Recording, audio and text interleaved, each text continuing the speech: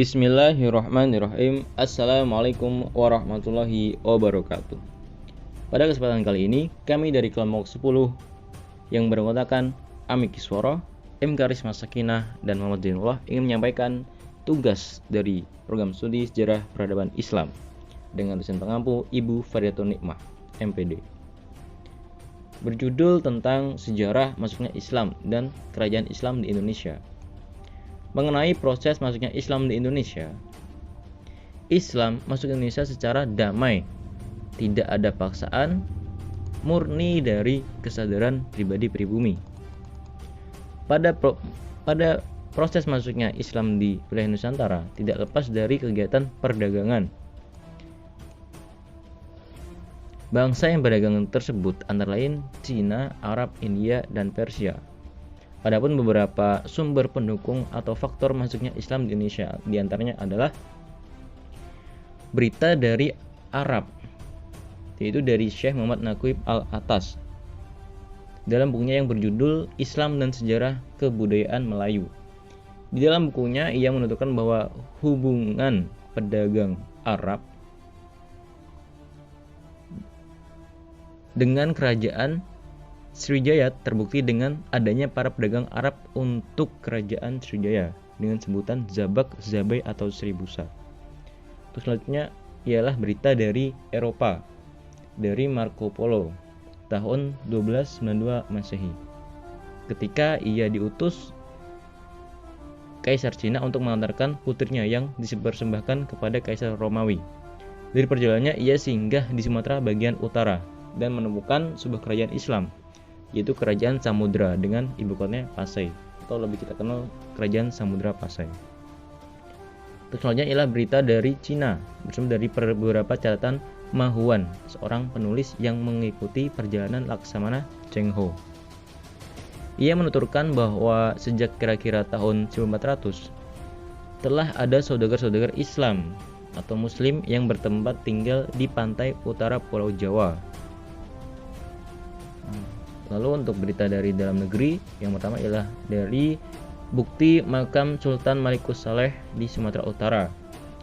Selanjutnya batu prasasti di Weran Gresik yang merupakan batu bersurat menggunakan huruf dari bahasa Arab. Dan yang terakhir ialah makam Syekh Maulana Malik Ibrahim di Gresik yang wafat tahun 1419. Ini saya akan menjelaskan tentang jalur Islamisasi di Indonesia. Saluran-saluran Islamisasi yang berkembang ada 6 antara lain. Yang pertama, saluran perdagangan. Letak geografis Indonesia yang sangat strategis sebagai jalur perdagangan dan pelayaran dunia pada masa silam telah mendorong proses masuk dan berkembangnya Islam di Nusantara.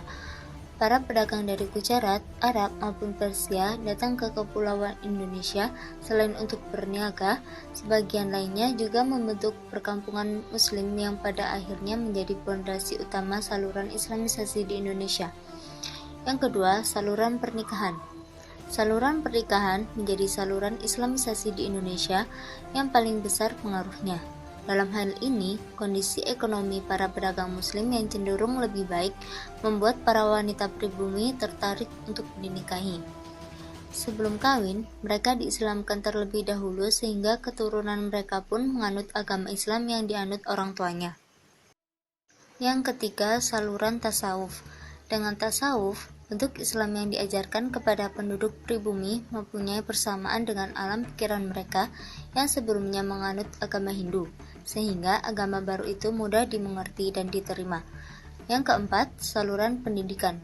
Perkembangan Islam yang cepat menyebabkan muncul tokoh ulama atau mubalik yang menyebarkan Islam melalui pendidikan dengan mendirikan pondok pesantren. Pondok pesantren merupakan tempat para pemuda dari berbagai kalangan masyarakat untuk menimba ilmu agama Islam. Setelah tamat, mereka akan menjadi juru dakwah untuk menyebarkan Islam di daerah masing-masing. Yang kelima yaitu saluran kesenian. Berkembangnya agama Islam dapat melalui seni budaya seperti seni bangunan, masjid, seni pahat, ukir, seni tari, seni musik, dan seni sastra. Melalui seni budaya, para kalangan ulama seperti Wali Songo mengajarkan Islam melalui pendekatan budaya agar mudah diterima oleh kalangan masyarakat. Yang keenam adalah saluran politik. Saluran Islamisasi Indonesia juga dilakukan lewat jalur politik. Contoh penerapan saluran ini misalnya terjadi pada kerajaan-kerajaan Islam di Sulawesi Selatan. Kerajaan-kerajaan yang awalnya bercorak Hindu-Buddha ditaklukkan untuk kemudian dibentuk menjadi kerajaan Islam. Selanjutnya adalah kerajaan Islam di Indonesia. Kerajaan Islam di Indonesia yang berkembang saat itu turut menjadi bagian terbentuknya berbagai kebudayaan di Indonesia. Kemudian salah satu faktor yang menjadikan kerajaan-kerajaan Islam makin berjaya beberapa abad lalu ialah karena dipengaruhi oleh adanya jalur perdagangan yang berasal dari Timur Tengah, India, dan negara-negara lainnya.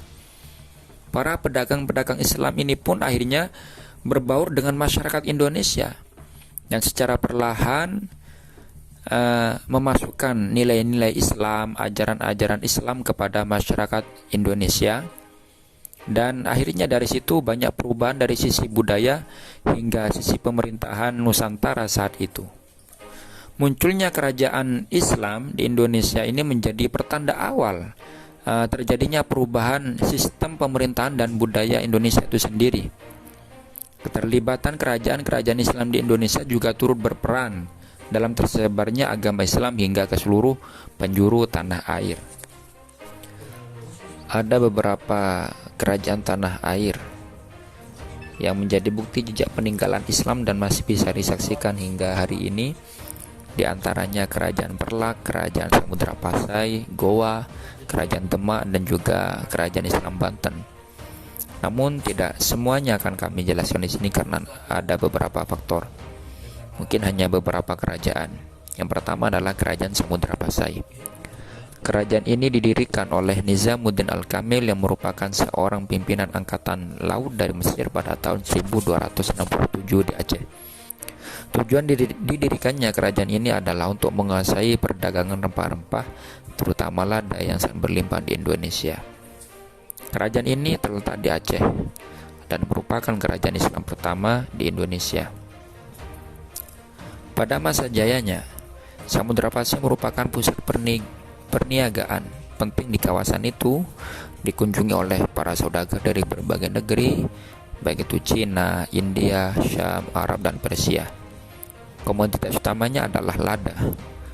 Sebagai bundar atau bandar perdagangan yang besar, Samudra Pasai mengeluarkan mata uang emas yang disebut dirham. Uang ini digunakan secara resmi di kerajaan tersebut. Di samping sebagai pusat perdagangan, Samudra Pasai juga merupakan pusat perkembangan agama Islam. Seiring perkembangan zaman, Samudra Pasai mengalami kemunduran hingga ditaklukkan oleh Majapahit sekitar tahun 1360 Masehi, dan akhirnya pada tahun 1524 Masehi ditaklukkan oleh Kerajaan Aceh. Selanjutnya adalah silsilah raja di Kerajaan Majapahit. Yang pertama ada Sultan Malikul Saleh, kemudian Sultan Muhammad Malikul Zahir, kemudian Sultan Mahmud Malikul Zahir, 4 Sultan Malik Az-Zahir, 5 Sultan Ahmad Malik Az-Zahir, 6 Sultan Zain Al-Abidin Malik Az-Zahir, 7 Sultanah Nahrosiyah, 8 Sultan Salahuddin, 9 Sultan Abu Zaid Malik Az-Zahir, 10 Sultan Mahmud Malik Az-Zahir, 11 Sultan Zain Al-Abidin, 12 Sultan Abdullah Malik Az-Zahir, dan 13 Sultan Zain Al-Abidin. Yang kedua ada Kerajaan Demak. Demak sebelumnya adalah sebuah daerah bernama Bintoro atau Gelagahwangi yang merupakan daerah kadipaten di bawah kekuasaan Kerajaan Majapahit. Suatu ketika Raden Patah diperintahkan oleh gurunya Sunan Ampel untuk merantau ke barat dan bermukim di sebuah tempat yang berlindung atau yang terlindung oleh tanaman Gelagahwangi. Raden Patah pun menyusuri tempat tersebut dan menemukan tempat yang dimaksud, yang kemudian diberi nama dengan Demak. Raden Patah adalah putra dari Raja Brawijaya dari istrinya yang bernama Putri Cina. Pada saat itu, wilayah tersebut sudah mulai memisahkan diri dan saling serang karena merasa sebagai pewaris tahta Majapahit yang sah. Raden Patah yang mendapat dukungan dari Wali Songo pada kala itu dan Ki Ageng Pengging, kemudian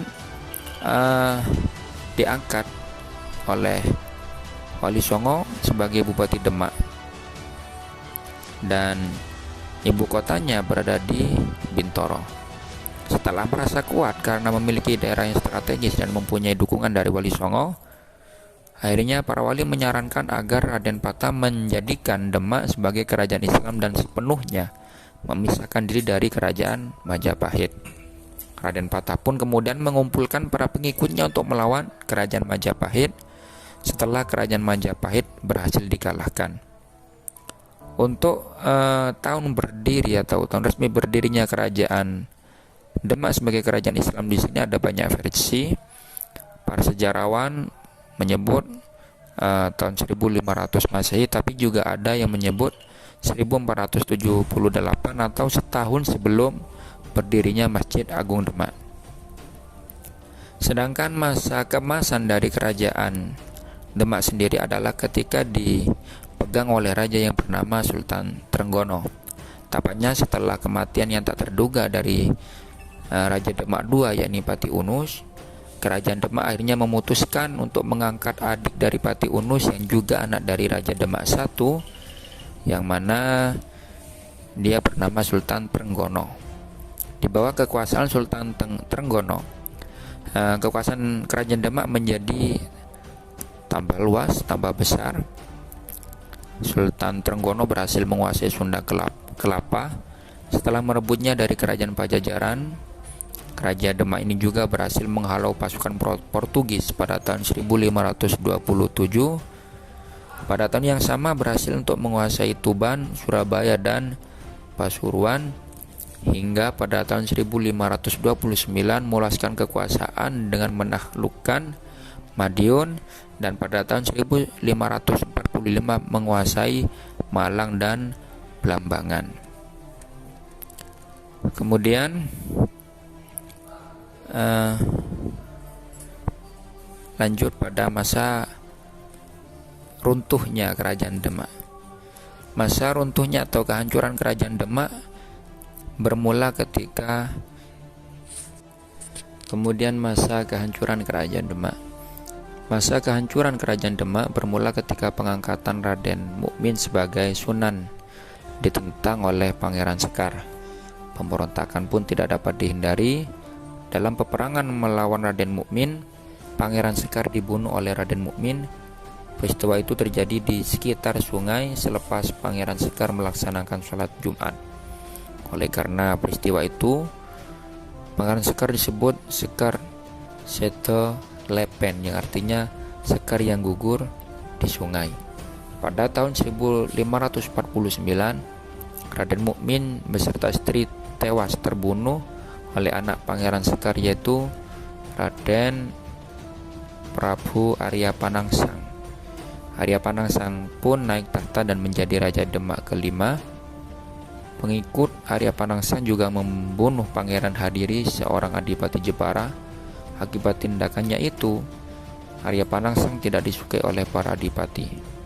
Pada tahun 1554 terjadilah pemberontakan yang dilakukan oleh Adipati Pajang atau yang kita kenal dengan nama Joko Tingkir Hadiwijaya, yang mana tujuannya untuk merebut kekuasaan dari Arya Panangsang. Dalam peristiwa tersebut, Arya Panangsang dibunuh oleh Sutawijaya, anak angkat Joko Tingkir. Dengan terbunuhnya Arya Panangsang sebagai Raja Demak kelima, maka berakhirlah era kerajaan Demak. Joko Tingkir memindahkan pusat pemerintahan ke Pajang dan mendirikan kerajaan Pajang yang juga merupakan kerajaan. Yang ketiga ada kerajaan Ternate. Kerajaan ini berdiri sebagai hasil konsensus para memulai yang berkuasa ketika daerah ini mulai banyak didatangi pedagang asing pada permulaan abad ke-13. Para pedagang yang singgah menghadapi ancaman dari perompak di sekitaran Kepulauan Maluku. Keadaan ini mendorong para memulai yang berasal dari Toboleu, Tobanga, Tobana, dan Tubo mengadakan rembukan untuk mencari solusi atas prakarsa memulai guna dari Tobona. Pertemuan ini dilakukan pada 1255 Masehi di Foramadiyahi di lereng bagian selatan Gunung Gamalama. Hasil rundingan para perwakilan 4 kampung itu adalah tercetusnya ide untuk pendirian kerajaan yang dilakukan 2 tahun setelahnya. Akhirnya pada tahun 1257 Masehi, Momoli Cikubunga yang berasal dari kampung Sampala dinobatkan menjadi Kolano atau raja pertama dengan dianugerahi gelar Bab Masur Malamo. Pusat pemerintahan didirikan di Sempala yang berada di pesisir barat dari Pulau Ternate. Lah, momentum bersejarah ini oleh masyarakat lokal disebut dengan Taranoate yang bermakna turun dan merangkul. Taranoate ini adalah asal mula dari penggunaan nama Ternate yang dipakai sampai sekarang. Kemudian masa kejayaan kerajaan Ternate ini berada di puncak kejayaannya pada abad ke-16 terakhir, tepatnya ketika kerajaan ini dipimpin oleh Sultan Babullah. Bukti kejayaannya terletak pada wilayah kekuasaannya yang luas. Bahkan Sultan Babullah mendapat julukan Sultan 72 pulau karena berhasil menundukkan kepulauan sebanyak itu. Daerah yang dikuasai kerajaan Ternate membentang dari wilayah Sulawesi Utara, Sulawesi Tengah, Sulawesi Timur, dan semua pulau-pulau kecil yang terhampar di sebelah barat hingga mencapai Kepulauan Marshall.